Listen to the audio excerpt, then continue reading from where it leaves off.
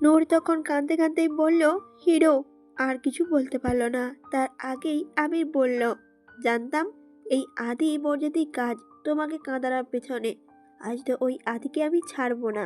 আজ ওর একদিন কি আমার একদিন। আবিরের বকবকানি শুনে নূর আরো জোরে কেঁদে বলে উঠল, না, হিরো আসছে না কেন? হিরোকে চাই আমার। হিরো এনে দাও। আবির তখন বলল, আসেনি মানে? আদি এখনো আসেনি? বেশ চিন্তিত স্বরেই আবির বলে উঠল। তখন জমিলা এগিয়ে এসে বলল, না, আসেনি এখনো। বৌমণি তখন থেকে অস্থির হয়ে কেঁদে যাচ্ছে, কিছুতেই থামছে না। আপনি কিছু করেন আবির বাবা। আবির তখন বলল, আচ্ছা, আমি ফোন দিয়ে দেখছি একবার। কথাটা বলেই আবির ফোন লাগালো আদিলের নাম্বারে। তবে ফোনটা বন্ধ আসছে, এমনকি বিহানের নাম্বারটাও বন্ধ আসছে। এবার আবির সত্যি সত্যি চিন্তায় পড়ে গেল, কারণ আদিল সবসময় রিস্কের মধ্যে থাকে, শত্রুর অভাব নেই তার। সেদিন বিহানের কাছে শুনেছিল এসআই গ্রুপের সাথে ওদের সংঘর্ষ হয়েছে অনেকবার, কারণ সব বিদেশি ডিলগুলো আদিলের হাতে আসে। কারণ আদিলের ক্ষমতার সামনে অন্য দল পেরে ওঠে না। আর তাদের রাগ এই কারণেই। এই রাগের জের ধরেই আদিলের উপর প্রাণঘাতী হামলাও হয়েছে অনেকবার, কিন্তু তা সবসময়ই বিফলে গেছে। কিন্তু শত্রুরা সফল না হওয়া পর্যন্ত চেষ্টা ছাড়ে না। সময়টা অতিবাহিত হওয়ার সাথে সাথে নূরের অবস্থাও বেহাল হতে লাগলো। কিছুতেই তাকে সামলানো যাচ্ছে না। আমির এবার ভীষণ চিন্তিত হয়ে পড়ল। এভাবে চলতে থাকলে নূর জ্ঞান হারিয়ে ফেলতে পারে। আমির আপাতত নূরকে শান্ত করার জন্য বলল, আচ্ছা ভাবি, কেঁদো না। আমি তোমাকে তোমার হিরোর কাছে নিয়ে যাচ্ছি। এবার একটু কান্নার সুর কমলো নূরের থেকে। সে তৎক্ষণাৎ বলল, হ্যাঁ হ্যাঁ, চলো চলো, হিরোর কাছে যাব আমি। আবির তখন বলল, আচ্ছা চলো, আগে তো কান্না থামাও। আবির নিজে গাড়িতে নূরকে নিয়ে আদিলের অফিসের উদ্দেশ্যে বের হলো। যদিও জানে না আদিল অফিসে আদৌ আছে কিনা। তবে নূরকে শান্ত করার জন্য আর যে কোনো উপায়ই মাথায় আসছে না আপাতত। তাই এখন এটাই একমাত্র উপায়। গাড়িতে যেতে যেতে আবির নূরকে স্বাভাবিক করার জন্য বলে উঠল, ভাবি, এই স্বামীরা না এমনই হয়, বুঝেছো? স্বামীদের টাইট দিয়ে রাখতে হয়, না হলে একটু ঢিলা পেলেই হাত থেকে ছুটে যায়, বুঝলে? আজকে পেলে একবারে টাইট করে রাখবে। তবে নূর কি আদিলের কথা বুঝলো তা কে জানে। সে বিস্ময় চোখ করে বলল, ও, তাই বুঝি? আবির তখন হেসে বলে উঠল, আর তা বলছি কি তাহলে? বুদ্ধিমান বউদের আসল কাজটাই যে এটা। আমার কথা মনে রাখবে, বুঝছো? নূর প্রত্যুত্তর করলো, আচ্ছা। প্রায় 30 মিনিট পর আদিলের অফিসে এসে পৌঁছালো ওরা। আবির নূরকে নিয়ে অফিসের ভেতরে ঢুকলো। ভেতরে রিসেপশনে মেয়েটির কাছে গিয়ে মাকা হেসে বলল আবির, হেই বিউটিফুল, টেল মি, আদি ভেতরে আছে? মেয়েটি তখন প্রত্যুত্তরে জবাব দিল, জি স্যার আছে, তবে এখন তার কাছে যাওয়া যাবে না। স্যারের একটা ইম্পর্টেন্ট সিক্রেট মিটিং চলছে, কাউকে সেখানে যেতে বা ডাকতে নিষেধ করেছে। আমির তখন রিসেপশন ডেস্কের উপর হাত রেখে মেয়েটির দিকে ঝুঁকে ফ্লাইং কিস দিয়ে ভঙ্গিমায় বলল, I like secret meeting. I think তোমার আর আমার সিক্রেট মিটিং করা উচিত। It's very important, you know. It's good for health also. এতে করে সিঙ্গেল রোগ সেরে যাবে। আর বেশি বেশি সিক্রেট মিটিং করলে শরীরে ভিটামিনের ঘাটতিও পূরণ হয়ে যায়। আমিরের ফ্ল্যাটিং এর মাঝে নূর পেছন থেকে ভেতরের দিকে চলে যায়। কিছুদূর এগোতেই আদিলকে দেখতে পেল সে। কাঁচের দেয়ালে ঘেরা রুমটার ভেতরে দাঁড়িয়ে আদিল হাত নাড়িয়ে নাড়িয়ে কথা বলছে। আদিলকে দেখেই নূরের ঠোঁটে যেন কাঙ্ক্ষিত হাসি ফুটে উঠল। নূর দিক বিদিক না দেখে ছুটল আদিলের কাছে। দৌড়ে ছুটে গিয়ে দরজা ঠেলে ভিতরে ঢুকে কোনো কিছু না ভেবেই সোজা গিয়ে আদিলকে জড়িয়ে ধরল। নূর আদিলের পিঠটা 2 হাত দিয়ে শক্ত করে জড়িয়ে ধরে বুকে মাথা রেখে কাঁদো কাঁদো গলায় নূর বলল, তুমি কোথায় চলে গিয়েছিলে হিরো? আসছিলে না কেন বাসায়? আমি সেই আমি সেই কখন থেকে তোমার জন্য অপেক্ষা করছিলাম। তুমি আসো না কেন? নূরে খুব কষ্ট হচ্ছিল, অনেক কষ্ট। নূর কাঁদতে কাঁদতেই অভিযোগ করলো আদিলকে। এদিকে আদিল মিটিংয়ে ছিল। সামনেই মিটিংয়ে সব মানুষও বসে আছে।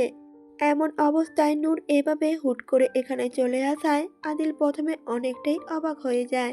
মিটিং এর লোকগুলো অবাক দৃষ্টিতে তাকিয়ে আছে ওদের দিকে। আর বিহান তো, সেও একটু থতমত খেয়ে গেছে। তবে আদিল বুঝলো নূর ওকে না পেয়ে অস্থির হয়ে গেছে। তাই এখন তার নূর ছাড়া আর অন্য কিছু ভাবার যে সময় নেই। আদিল এবার নূরকে এক হাত দিয়ে জড়িয়ে ধরে মিটিং এ আসা প্রত্যেকটা লোককে উদ্দেশ্য করে বলল, sorry gentleman, the meeting is over নাও।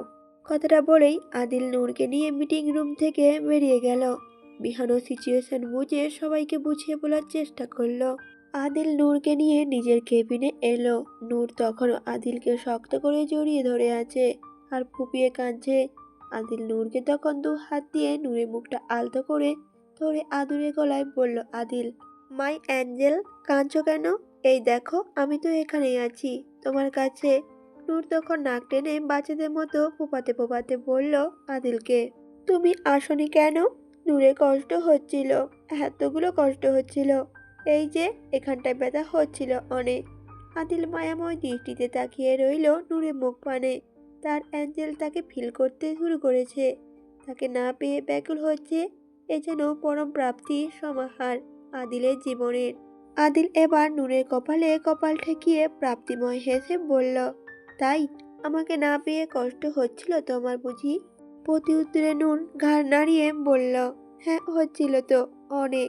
নূরের বাচ্চা মতে হাসল আদিল। অ্যাঞ্জেলটা সত্যি তার জাদুকাঠি, মুহূর্তের মাঝে তাকে খুশিতে ভরিয়ে দেয়।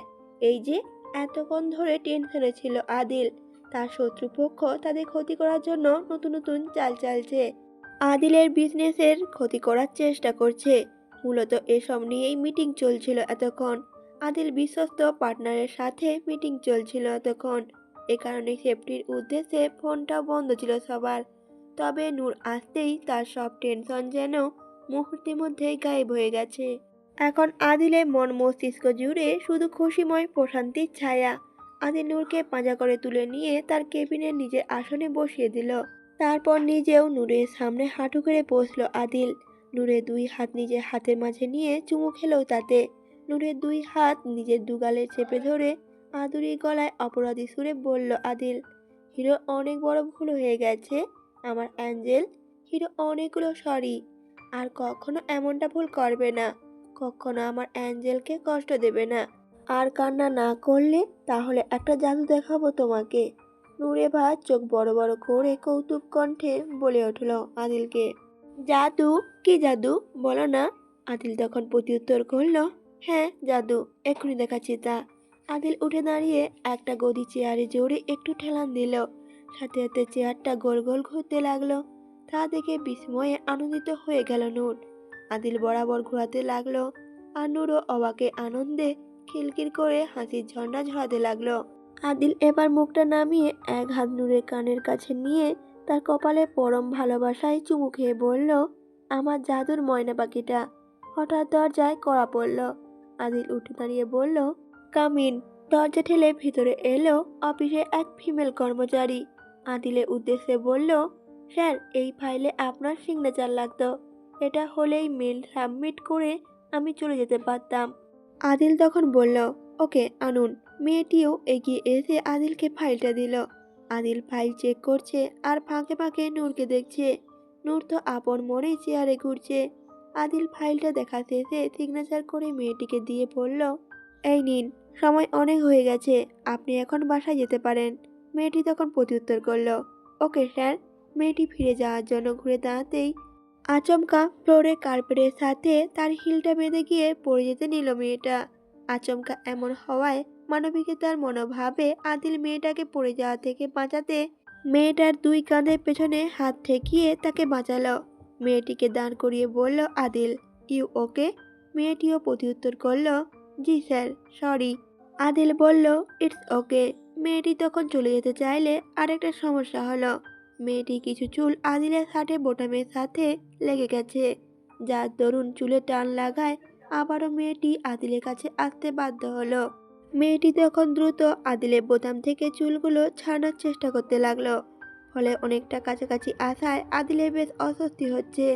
মেয়েটাকে কিছু বলতেও পারছে না, কারণ মেয়েটা তো ইচ্ছাকৃতভাবে কিছু করেনি। এদিকে মেয়েটির চুলগুলো আদিলের শার্টের বোতামে খুব বাজেভাবে পেঁচিয়ে গিয়েছে। ফলে মেয়েটি আদিলের বুকের কাছে ঝুঁকে তা ছাড়তে হচ্ছে। নূর এতক্ষণ নিজের মতোই চেয়ারে ঘোরার মজা নিচ্ছিল, কিন্তু হঠাৎই তার নজরে যায় আদিলের দিকে।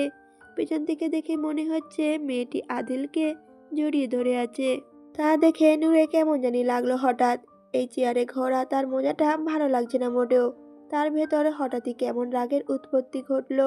অবুঝ নূর এই রাগের কারণ জানে না, শুধু জানে মেয়েটিকে তার হিরোর সাথে দেখে ভীষণ পরিমাণে রাগ হচ্ছে তার, জ্বলনও হচ্ছে তার। সে কেন তার হিরোকে ধরল, এটাতেই তার যত রাগ